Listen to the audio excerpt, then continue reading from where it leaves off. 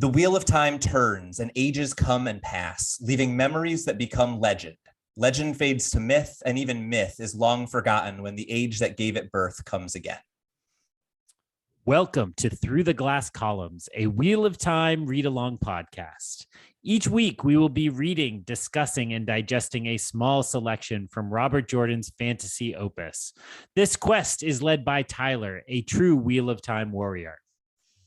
I have all stories, ages that were and that will be. And I'll be joined by Greg, a complete novice to the Wheel of Time. The Wheel of Time and the wheel of a man's life turn alike without pity or mercy. Join us each week as we read the Wheel of Time in our own sweet time, traveling deeper and deeper through the glass columns. But what does that even mean? No. You don't get to find out yet.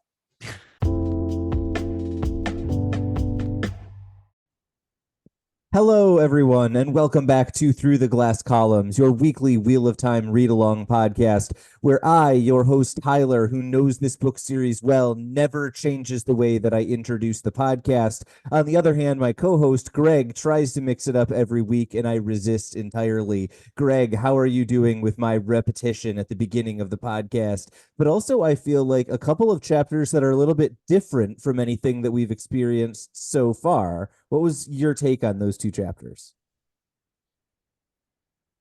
Good evening, Tylor. It's nice to be with you here tonight, slash this morning, whenever our listeners are listening to us. I'm great. I really feel, I mean, this is a little behind the scenes for our listener, but we've been in a groove on this book and have kind of been cooking and perhaps are further ahead of our listeners than we've ever been before, or maybe just with the exception of when we very first started and begged a few to make sure we had something before we posted any, but it's going well. And I think that speaks to our excitement with the book. And this is long delayed at this point, but our season did just start airing, and Tylor and I were both shocked and amazed how fast people responded to the poll question. We were like, whoa, people are answering like 2 hours after the episode posted. So thank you to those that answered. The resounding victor was that if it's a slightly long week, just go with the long week. Yep. So that the question for people who, because again, it's like a month in the past for you all. The question was, if it's kind of on the line, would people prefer 40-page weeks or like 16-page weeks? And the answer was 40 pages. If you are not in agreement with that, then sorry, you didn't get your vote in. But I think the hint I got from our listeners was a very kind, just keep recording and we'll pause if we need to. Yeah, I think that sounds exactly right. Actually, we haven't even talked about this off air, but the results on Spotify, is that the one who hosts podcasts? It was basically the same as what we had on Instagram. I think it was 4 votes unanimously go for the longer chapters. So that won't affect us next week, but the week after you will be seeing a 3-chapter week in order for us to kind of live up to those expectations that we have now set. That being said, any last thoughts on kind of the overall where we're at in the book, or how this book has been similar to or different from what came before it, before we dive into the summary of these 2 chapters? I will say it is most reminiscent to me of the start of the Great Hunt, where we had kind of wrap up and some things happening, but very much like we were up in that northern city, and it was clear the action was going to take everybody away from that. I think we're seeing more hints that we've got a little bit of time here in Tyr, but we're going to move out of here for the main plot of this book, I assume, very quickly. But then again, we have like 800 more pages, so we'll see. Yes, no one could possibly know when that will happen, except for me right now. Let's leave behind any questions about how long we will be in Tyr and just enjoy the time that we have here, Greg, in chapter 7, playing with fire. So we begin with Egwene and Elaine arriving at Rand's rooms. Elaine is dressed to the nines, wearing sapphire and, kind of showing off all of her assets, whereas Egwene is described as being very kind of covered up in woolens and, trying to kind of almost fall away from the eye. Egwene wonders how much Rand has changed. They open the door and immediately Egwene thinks to herself, Rand has changed. She thinks that he is harder, that he moves more like Lan or the Aiel people rather than the farmer that she originally knew. And while she does see that Rand brightens when he realizes who they are rather than just thinking they are a generic Aes Sedai or Moraine, he does kind of immediately duck back into his mood, and he kind of directly asks them multiple times whether or not Moraine sent them or whether she told them what to be doing. They reassure him that basically they are there to help, and Elaine makes it clear that their goal is to try to help him with channeling. So Elaine embraces the source. Rand initially can't tell at all, and then they do almost like a small experiment where Egwene and Elaine alternate channeling without telling Rand, and they realize that Rand can detect when they are channeling because he gets goosebumps. It's actually worth noting, probably about 2/3 of the time in previous books that women channel around Rand, he shudders or thinks the wind is cold or something along those lines. It's a fun little detail. Other than that, we then have Rand trying to channel. The girls do not react. They don't seem to have the same goosebump reaction. It seems that men can detect women channeling, but not vice versa. And then the girls and Rand get into almost a little bit of a back and forth tit for tat. I think it's Rand who starts it by pinching one of the girls when they're talking about him as if he's not in the room. So then one of the girls pushes Rand. So then Rand picks them up and shields them from the source. And that's when things get really crazy. Eventually, he puts them down when they agree that they're not going to harm him or cause any problems. And Rand starts talking about how he can feel the madness. At this point, he abruptly, as they are trying to teach him how to embrace the flame or how to embrace the source or how women do it versus men, he then lights a bunch of things on fire, and the girls are immediately, once again, not sure what to do. So Rand extinguishes the fire, and then Egwene asks him how he did it, trying to dig into kind of the details of how he is channeling, and Rand explains how he extinguished the fire, causing Egwene to think how she once had a lecture that if a woman were to do the same thing, she would immediately light herself on fire, and that is the moment that Egwene realizes that men channeling and women channeling are significantly different. At this point, Rand says that he can only sometimes tell the flows apart, and they describe the 5 flows being spirit, fire, water, earth, and air. And then we also get a brief discussion where Egwene is kind of recalling back to the olden days and what Rand would have wanted and how he's different from now. And Rand starts talking about how he is going to be changing the impact of taxes and how he needs to explain that to the Terran lords. And it's clear that Egwene is kind of thinking about just how different he is than the boy they originally knew. At this point, Egwene almost kind of abruptly tells Rand that she can't marry him. Rand says that he is kind of surprised, or Rand kind of reacts surprised, and she says that basically she doesn't love him, that people change, and that basically she loves him as a brother. Rand almost seems relieved, although Egwene thinks that he's putting on a front, and he basically says that he loves her as a sister, and at this point, Egwene makes her way out of the room, leaving Elaine, as she thinks, perfectly set up to pick him up and kind of sweep him off his feet, if you will. That was a lot of recap. Say words. I was thinking about in the middle section of that recap, I don't actually think I ever saw a real stand-up show like this, but it's a cliche stand-ups make fun of, where it's like women channel like this, men channel like this. It's like that, maybe that is there. And so I will say, if I am to look at the whole of this chapter, I will say that's the piece that felt the most important to me. I have some questions related to that. I have some interest there. I liked it, but then I also kind of didn't like it in that it kind of just was almost gender essentialist, right? It's Right. like men have to tame things and women have to nurture things. And so it just felt like it was a little like icky in that way. And Yeah. yet it was cool that there is a clear difference here and they're starting to figure this out within that. And I'll save some of my more specific questions there for later, but certainly an interesting chapter. I will offer up that I thought actually across both chapters tonight, there's a clear kind of clarion call of change happening here, right? Yeah. Like that as a theme that we need to talk about change. We need to talk about who's changing, who's not changing, and how that is becoming evident now. And I liked that both because of the characters that it represents in these 2 chapters, but also just as a check-in at the start of the 4th book in a series, like in Yeah. case you have been binging these quickly and think only like a month has gone by. Let's really talk about how years and events have shaped these characters. About a year, just to be clear. About a year. That being said, I think you're exactly spot on. The first kind of big note that I had, kind of point of conversation, was Egwene observing Rand and how much he's changed and what is different about him. And the word that kind of immediately stood out to me was she repeatedly refers to him as being hard and his face as being hardened. And every once in a while, he'll look at something and soften a bit. But I think that is really interesting because if we had talked about Rand in book one, I don't think that's a word that any of us would have used, right? He was just like this bland, milquetoast, nothing of a character. And so now for hardness and kind of a willingness to disregard emotion to be his calling card feels very different from the way that anyone, but especially Egwene, would have described him, just a few books ago. Well, and it does make me obviously we ask these questions of Matt. The cliche of our podcast has been who's driving Matt, right? Like who's in control of Matt.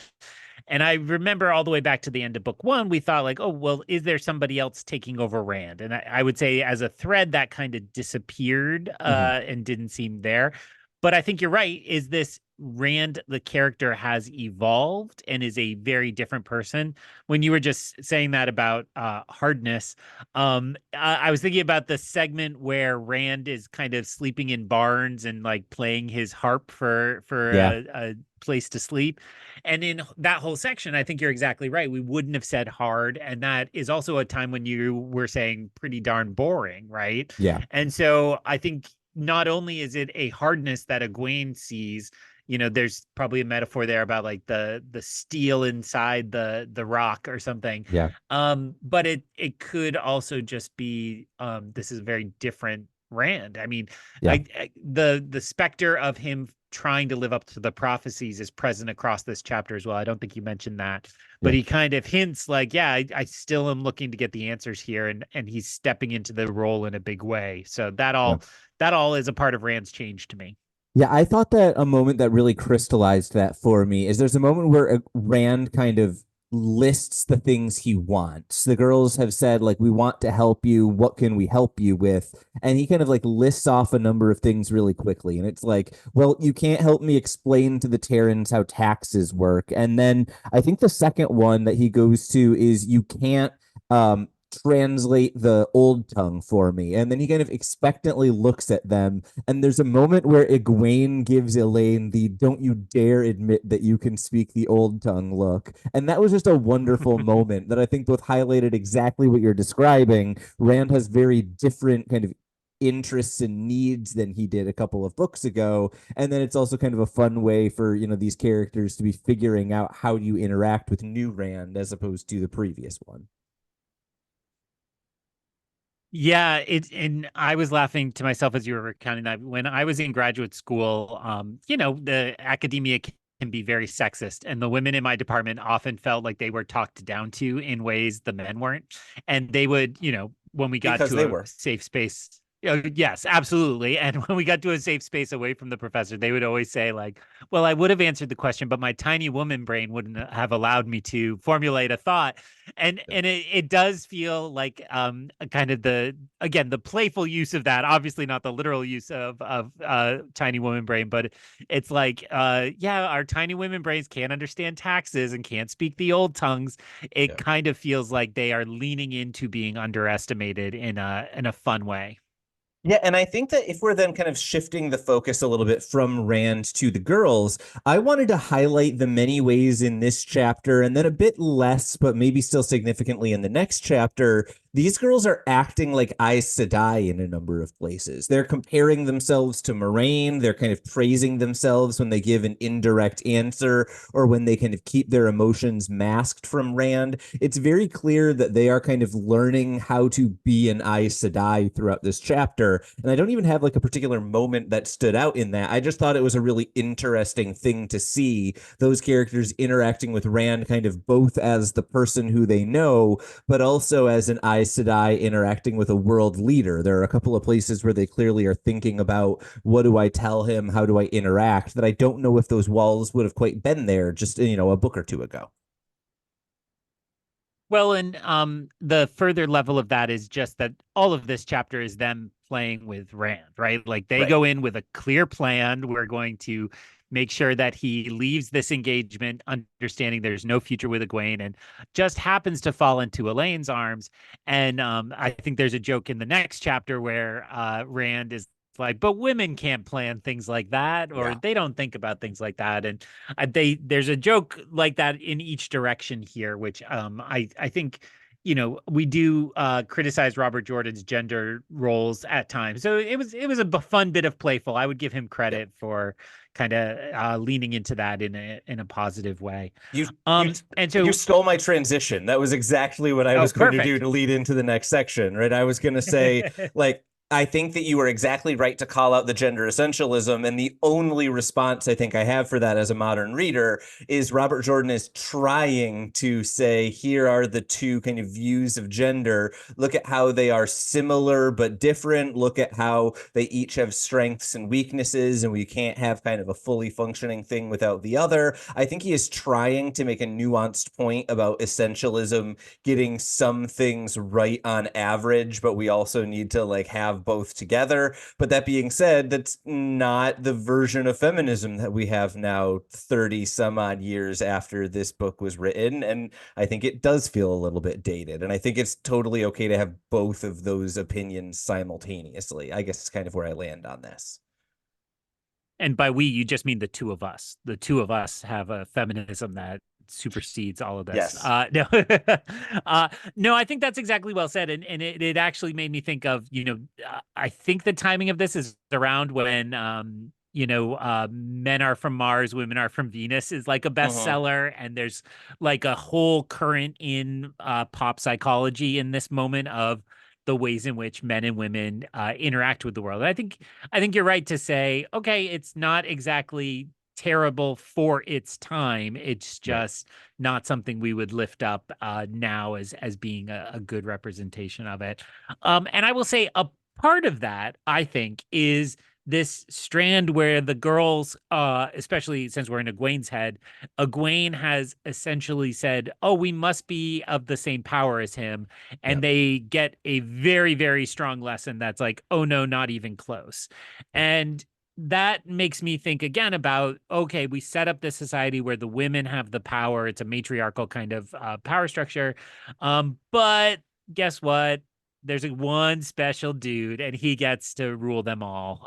So Yeah. it does feel like it undoes some of the positives of the kind of basic world building we've seen before. I can tell you we do not have the full picture of the what can men and women do with the power at this point. And there are some really interesting, like if this was a video game and my question was, are the two gender classes balanced? I think the answer might be yes. We just don't have all of the story for how. That being said, a system in which the genders are separate but hopefully equal is maybe not the ideal way to approach any sort of discussion of gender. Well, and maybe I'll use that. I'll sidestep it and move into my question that I teased before, which is the five spirits thing felt new to me. Yeah. Like, is this an expansion of the one power, or is this something we've had before and I've just forgotten? This And is also just talk us through what it is. Absolutely. So this is something that I would kind of say is similar to the way that we were introduced to like the Aes Sedai face or the Three Oaths. Nothing in the first three books contradicts what I am about to say, but there are lots of moments where Robert Jordan probably could have described it this way if he had thought of it. This is another one of those like minor retcons, right? He's slightly altering the way that he talks about the magic system. So basically, the way that this functions is that when you channel the one power, you do so by channeling what are called flows of a particular type of power. So there are five types, that is spirit, fire, water, air, and earth.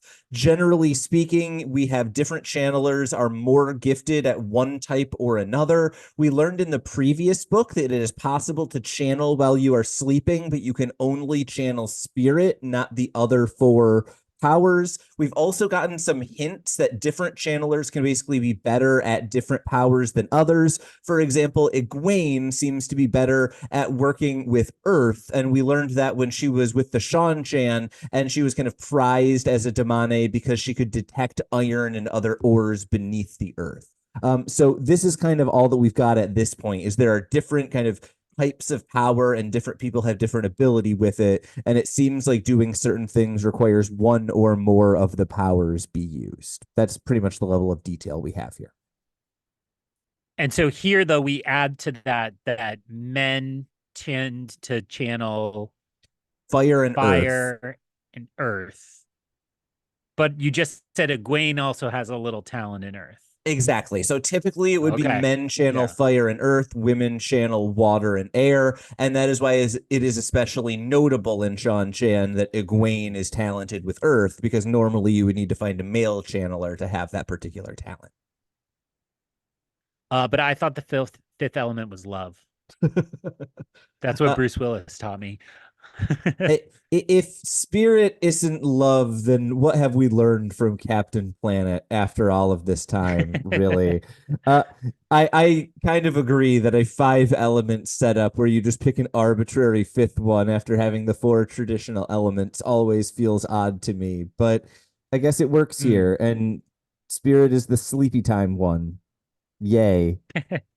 I was curious about, there's the moment that stood out to me among all of this, like what can men do and what can women do, was the description of how men and women put out flames if they are channeling, where women use either air or water to douse the fire, whereas men take the heat of the flame and disperse it into whatever like stone or object is nearby. And Egwene describes that if a woman tried to do that, it would be almost impossible for her to do it without drawing the fire into herself. And Rand thinks about how if he tried to do the other way, he would almost certainly lose control and create something catastrophic. And so that idea of kind of you're able to do the same thing but differently because of the different strengths and weaknesses, that's the version of the story that I think works most effectively to me, right? It's the power is basically able to do the same thing for men and women. There's just almost different routes they take to get there.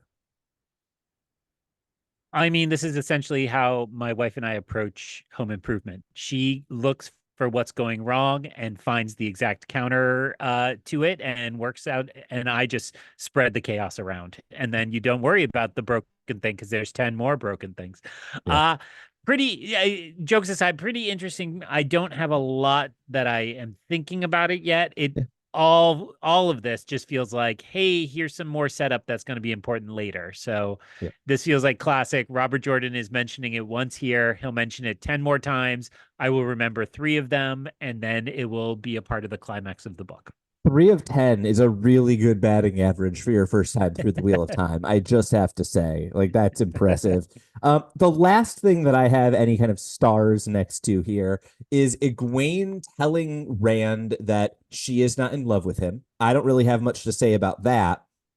I do think it is interesting, however, that Rand's immediate response is like, oh, good, I kind of feel the same way. And Egwene thinks like, oh, he's covering it really well. And that's kind of funny because we as the readers know that Rand actually was feeling the same way and is kind of relieved by this. And so that kind of moment of dramatic irony, that is the thing that I found interesting here. I'm curious in this kind of piece of the scene overall, what stood out to you, or what worked or didn't work? I think this was all telegraphed ahead of time, right? We really got it clear when the women were talking to each other a couple chapters ago. And so it's like, okay, so we just need to get Rand on top of this and then move forward. So it seems like the book is now clearly telling us do not ship these two anymore and trying to beat us over the head with that in case you still had those feelings.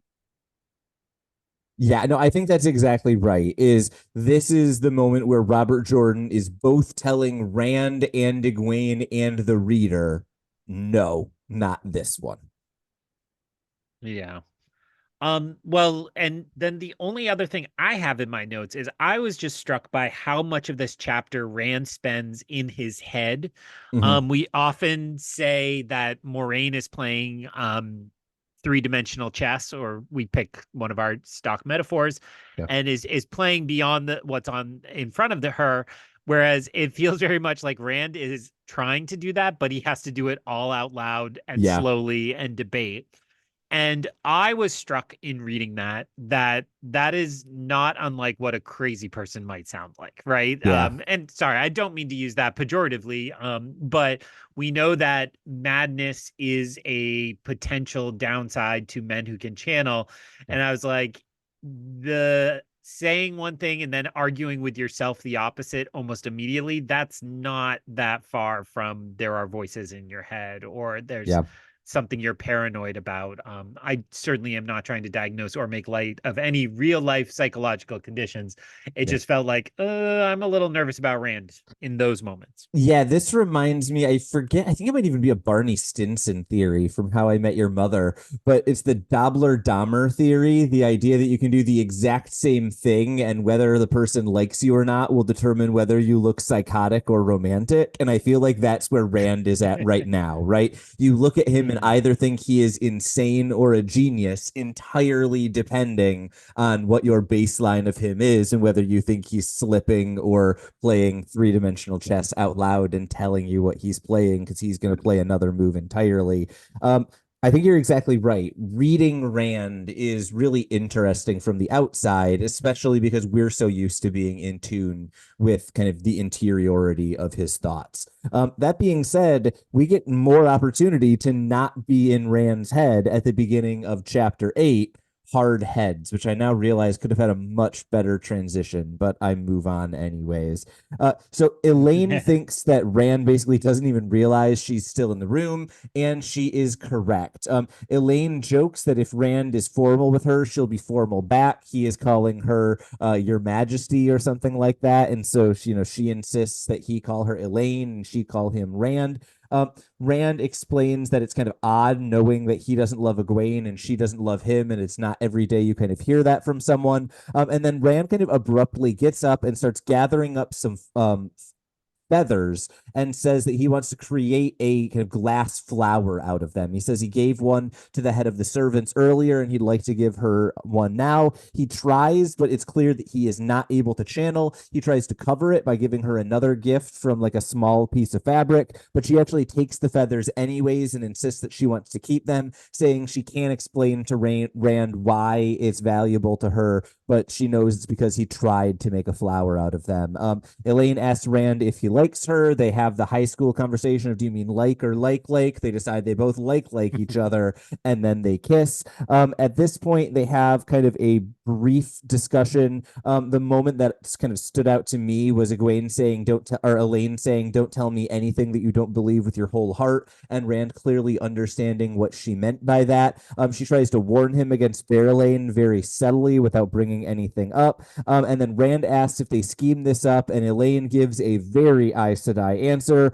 He refuses to apologize for pinching her, but she then heals him for the damage she did and says that it was because he was honest about not being willing to apologize for the pinch. At this point, Gaul pops his head in, saying that the Terran lords are there. Elaine leaves, worried that the Terrans will think her kind of especially forward because she was leaving his room dressed up that early. And then she thinks that Rand wasn't the man who commanded when she first met him, but now he is. And she thinks that there's kind of a limited number of people who can really command a room the way that he does. And then she thinks that she only has 4 days to get herself so firmly in Rand's head that he will never forget her, and not even Barrelane could take her away. And then she thinks that she will never have any more butterflies for Rand. We then jump into Rand's POV, whose thoughts are constantly jumping back and forth between what the Terrans are asking about, what he is planning to do in the future, and obviously the conversation he just had with Egwene and Elaine. Rand tells the lords that he wants them to lower taxes. They predictably flip out. And eventually he basically insists that they must lower taxes and starts to just simply give a list and dictates to them.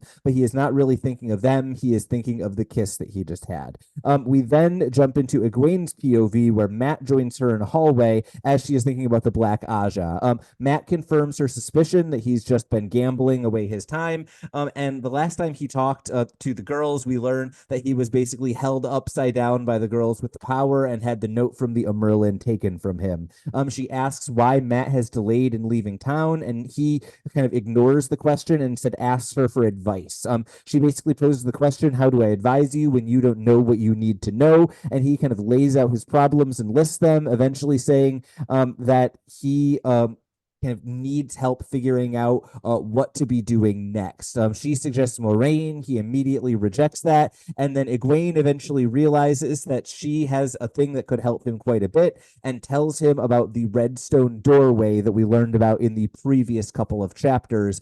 He immediately responds by saying something about Billy, a story where apparently someone lost 10 years, and Egwene admonishes him for treating this like a story rather than as a ter'angreal that needs to be taken seriously. Matt rejects the idea outright, but Egwene immediately can realize that he's still thinking about it, and then Matt gets evasive when she tries to insist that he will tell her if he decides to use the door. He basically says, "Yeah, I promise," and then walks away, obvious that he is going to definitely use the door at some point.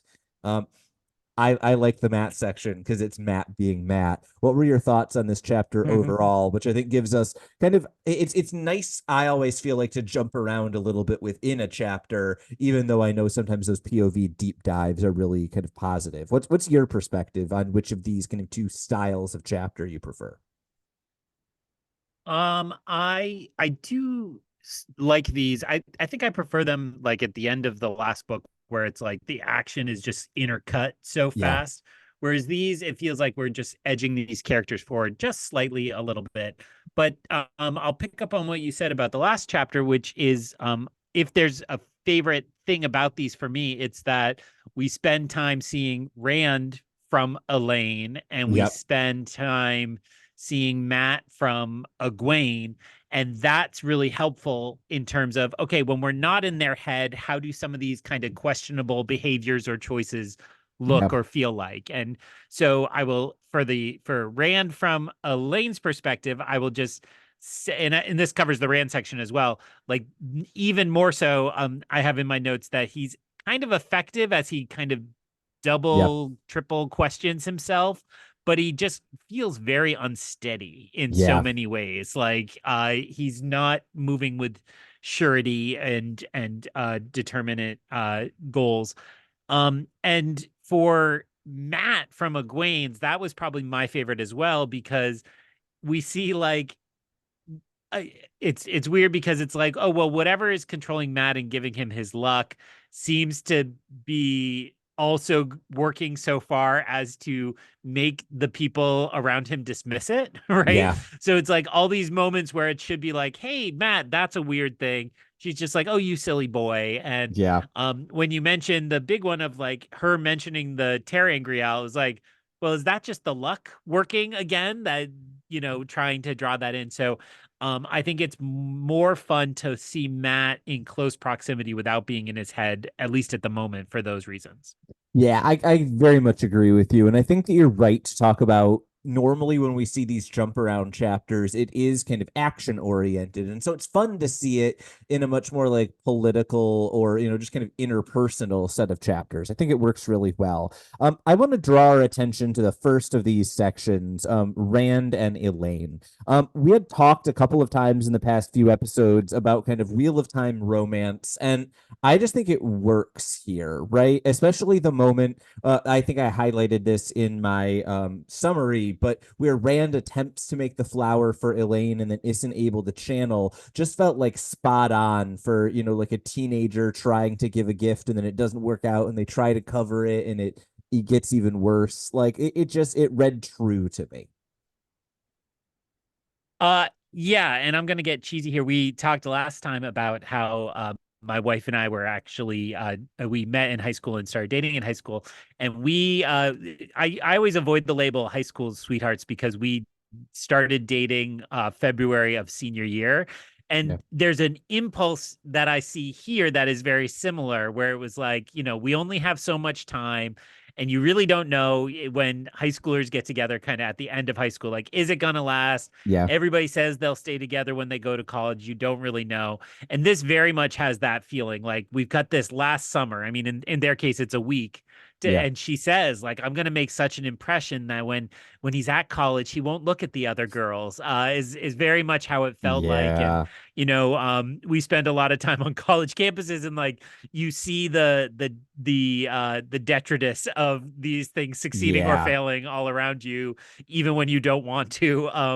And so you kind of it just I that's all my way of saying, like, it spoke to my experience. It spoke to what I see in my young adult teenage students. Yeah. And so I think it is much better done than some of the other relationship moments we've seen. I think that's absolutely true. We do also need to acknowledge that Robert Jordan is clearly doing just a little bit of wish fulfillment here. Rand is able to land multiple women despite not having to say anything to any of them. Elaine literally walks up to him and is like, "Yo, dude, do you like me? Do you want to kiss now?" Like, that's not how dating women works. I'm sorry. That's inaccurate. The rest of it, though, really good sequence. I think it works really effectively. I think then the only other thing that I said that kind of like stood out to me was this kind of moment where Rand refuses to apologize for pinching her, which is a moment that would happen very differently in today's Wheel of Time, but I think also is relatively effective. She's like, "Are you sorry for pinching me with the power?" And he's like, "No." She's like, "Okay, I'll heal you because you told the truth." And that, I don't know, that tells me a lot about Rand. I feel like that he is still at the place where, even though he is so unsteady as you were describing him, he's not intentionally lying, even if he knows it's probably going to get him in trouble. Well, in our problematic gender roles discussion from the last chapter, we didn't talk about the butt pinching, which, was, I mean, I know you, like me, are a nerd on the internet, so you get Star Wars crap sent to you all the Yeah. time, and there's always like old cartoons of like a Jedi being inappropriate with the Force and like butt pinching. I'm not Yeah. going any darker than that, and so it did feel a little bit like, you give this power to teenagers, they're being flirty, that probably would happen. Yeah. I had some joke about like literal grab ass with the power. At some point, I thought about writing it down. Well, we get a bare bottom mention. So this Yeah. let's just rename chapter 7 butt stuff.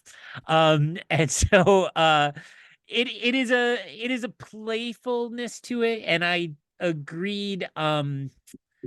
I thought of Elf, the movie Elf, cinema classic Elf, I love that movie. Where Will Ferrell, Buddy the Elf, apologizes to Zoe Deschanel. I forget her character's name. And I don't Girl Elf. And she says, I know you mean it because you stammered, right? Yeah. Like, the fact that he didn't lie is the version of you stammered within that. So Yeah. I think that works here. No, that's a really good call. I then want to kind of combine the end of this section with the beginning of the next. What do you make of the Terran Lord politics game that Robert Jordan is like sprinkling throughout these chapters? Like, I feel like we have now heard the words High Lord Torian a dozen times in these 8 chapters we've read, but I don't know that I could tell you which one of the High Lords he is. Is this still just like a thing that is happening to Rand that you are vaguely aware of? Are you starting to pick up players? Are you like, I don't care about this at all? Where are you on kind of the Rand negotiating Terran politics as we are dealing with, these issues in this chapter? It really felt to me, so in the books of Game of Thrones, they make a big deal that the lords all act and hack each other up, and the underclasses just get trampled. Yeah. And it felt to me like Robert Jordan was trying to do something different, where he's like, no, let's actually make this about a people's uprising or something like that. And Rand is actually a benevolent leader, and this kind of information about taxes is meant to show that, maybe there are these kind of high level fights going on, but this is going to work out for the little people. And in that regard, it just felt incomplete. Like it Yeah. didn't really, it wasn't enough to make that feel earned.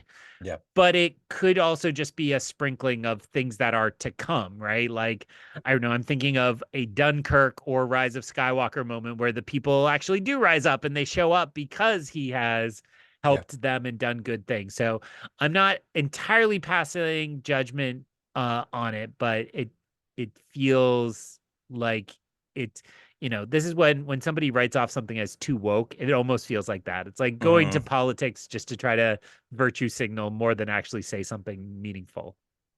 Interesting. And I think that that's kind of the way that's not how I would have framed it, but I think it's getting at the same issue that I have. Is it feels like this is too big and important of an idea for the entire point of it to be Rand is a farmer, so he knows farming taxes. Like, that seems to be the entirety of the takeaway that we get from this section. And I'm kind of like, I need a little bit more than that if I want to feel really invested in this political side of the story. So I don't want to kind of tip the hand at whether we get more of this and it becomes more prominent, or whether it kind of drifts to the background. But at least at the moment, I feel like I actually just heard this really interesting anecdote.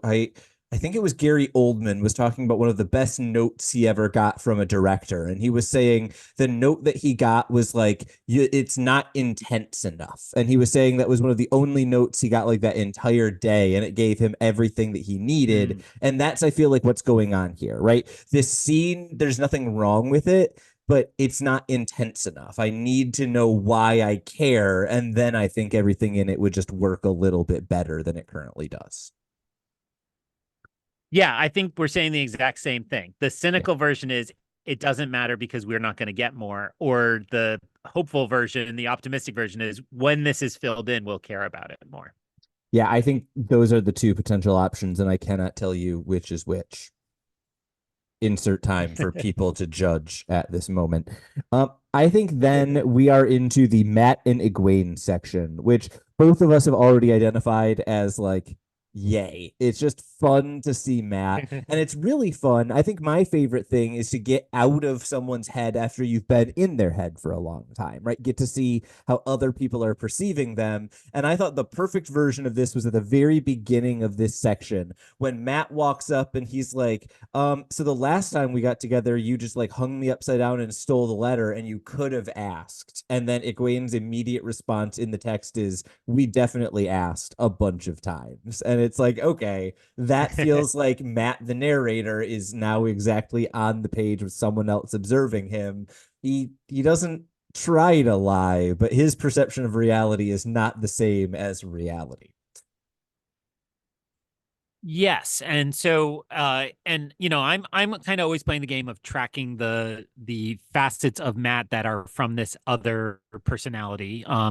And one of the chief ones is like constant suspicion of Aes Sedai, right? And clearly whoever this general guy was really had a conflict with the Aes Sedai. And so I would say those that moment, as well as just kind of constant suspicion about Moraine and just totally scared of what she's up to and how she's manipulating him.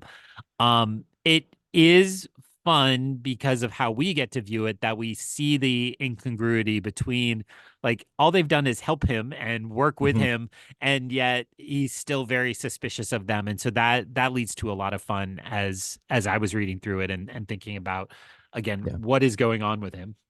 Yeah, absolutely. And there's a moment where he kind of lays out everything that's been going on. And one thing that I thought was really interesting about that is he gives basically as much kind of emphasis to the gaps in his memory as he does to like really big, dangerous, life-changing, important things. And so as we've kind of been thinking about like who's driving, I think it's interesting to note that Matt doesn't feel like he has additional memories. He feels like he has gaps in his memory. And that is maybe a slightly different take on what I was expecting, given the way that we've been discussing him so far.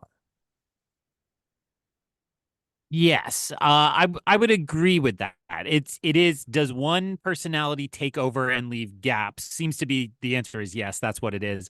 Whereas before it was almost like a weird doubling. It was like they were both experiencing it at the same time. I also that makes me wonder, although maybe your comments tip your hand on this, like, is this a situation that is deteriorating? So could it have been true that there was like a doubling before where they were both seeing all the Mm. events but remembering them differently? But as this progresses, we did get a warning somewhere along the way that Matt should not be playing with the Dark One's luck. Mhm. And could this be deteriorating so much that he's really on two separate tracks now, and the tracks have gotten further and further apart? Um, Makes me nervous for Matt, and I feel bad because the worse he gets, the more fun it is. So it's like Right. I want to see this deteriorate, even though that makes me feel a little icky myself. Yeah, I do just want to note one thing, which is that I think we still only have reference to gaps in Matt's knowledge during what would be basically the events of the first and second book. I think he is still Hmm. pretty intact for book three and on. So I don't know whether that lends credence to or, takes away from the progression you were describing. But that's the only kind of modification I would give of kind of what you had discussed. Um, I was going to bring up Well, Matt. to that Please. point, sorry, to that point, it's just bizarre that it's very easy to forget he went through the whole dagger thing, right? Yeah. Like this new piece has become so intriguing and taking such center stage in his narrative. It's like we have to remember that he was out of it for two books essentially. Yeah. Again, I just finished a Lord of the Rings reading and viewing, and it makes me think of Theoden when we arrive Mm. in Two Towers, and Theoden is so under the thrall of Wormtongue and Saruman that he doesn't understand what's going on. He's being manipulated, and it's like that's the kind of place Matt was. And now, just Yeah. when he's here, it's like he still doesn't get to make his own decisions. It's tricky. Yeah, I think that's really interesting. And it actually highlights the way that both he describes himself and then Egwene responds to it later on in the chapter. When he's talking about those gaps in his memory, he refers to it as like he feels like he is as crazy as Rand, which causes Egwene to immediately respond, Rand's not crazy, and then kind of defend him and cause Matt to kind of back up a bit and explain what he meant. And I thought that was really interesting for both of those characters, both Matt's kind of feeling of kind of overwhelming, not being able to know what's going on with these gaps in his memory. He's describing that as driving him crazy, which I think is much more severe than I would have thought, having been in his head, a month or so Mm. ago in real time. But also, I think it's really interesting how Egwene responds to that, right? She's just kind of told Rand, no, we're never going to get married. And then she has this very strong reaction to he might go crazy when we all know he might go crazy. Mm.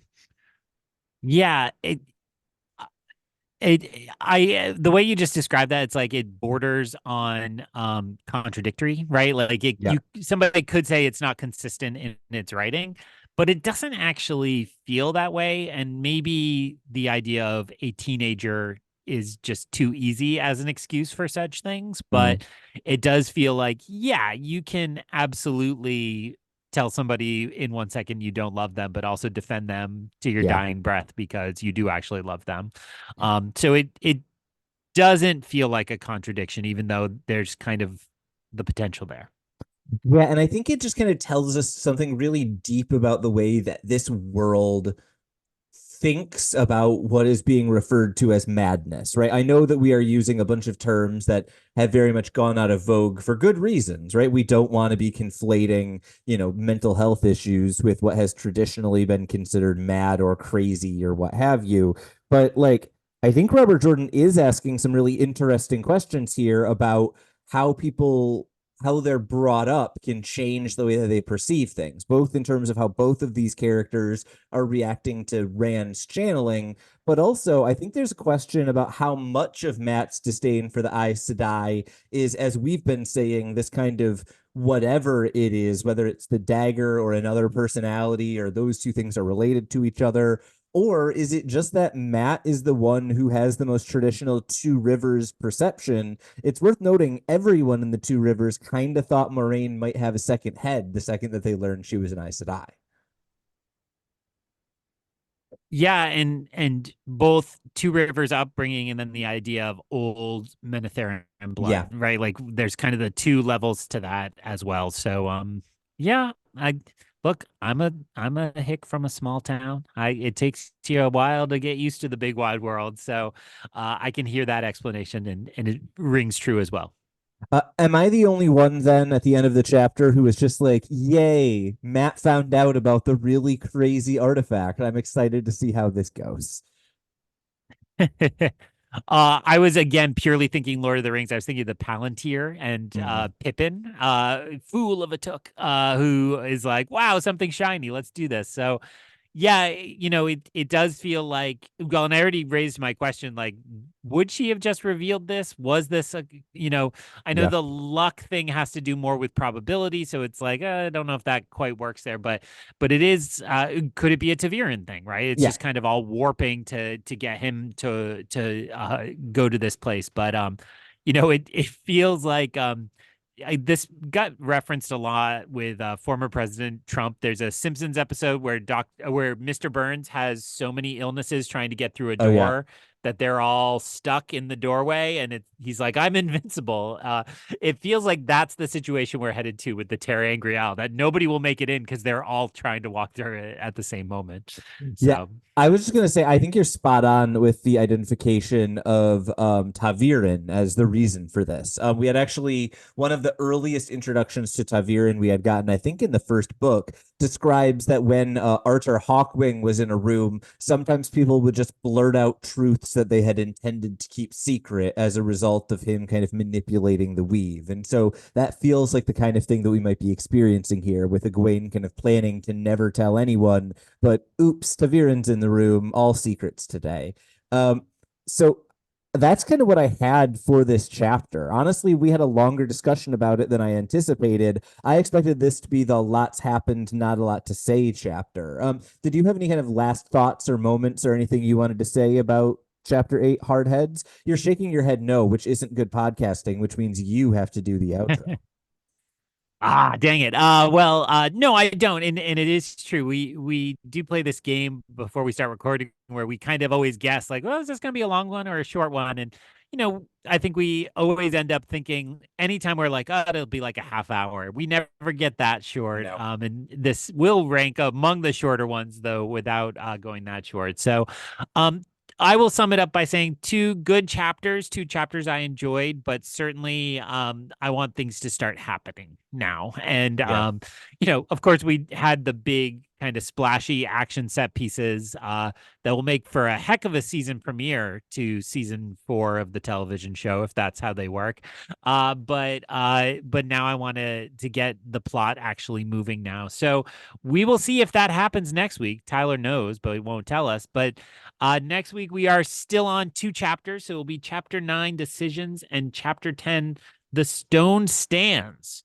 Now, not on air, Tylor also told me that as he started calculating out this book and with the response from the polls, we are headed quite close to learning out about the name of the podcast, and that will be my early birthday present. So my birthday's in March, folks.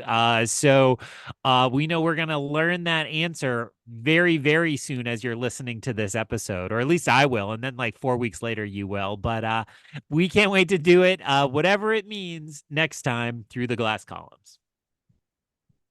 So ends another episode of Through the Glass Columns. We thank you for joining us and continuing with us on our quest to cover all of the Wheel of Time in our own sweet time. This podcast features original content developed by Tylor Orm and Greg Cass and is not in any way affiliated with, associated with, or condoned by the Robert Jordan Estate, Tor Fantasy, or Amazon. All content is intended for entertainment and educational purposes only. If you're enjoying this podcast, please seek out the books from your local bookshop or library and join us as we continue our journey. If you'd like to contact us to share your thoughts or give feedback, you can email us at throughtheglasscolumns@gmail.com or find us on Instagram and Twitter by searching Through the Glass Columns. Thank you once again for being part of this community. If you're enjoying the show, please subscribe to the show, leave us a review wherever you're listening, and recommend the show on your social media to help us grow our community. We look forward to welcoming you back next time through the Glass Columns.